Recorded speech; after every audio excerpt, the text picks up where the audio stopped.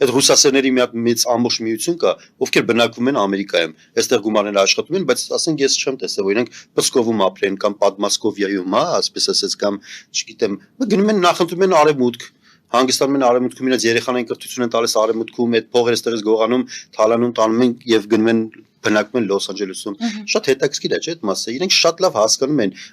մարդկային այդ կենցաղային մակարդակում հասկանում են, որ Ռուսաստանը ապրելու տեղ չի,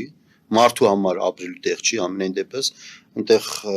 մարդու իրավունքները պաշտպանված չեն, այնտեղ մարդավայելը ապրելու համար հարմար պայմաններ չեն, եթե դու երկե օլիգարխ ես։ Նախընտրում են արևմուտքը, որտեղ ավելի հարմար է, այտենց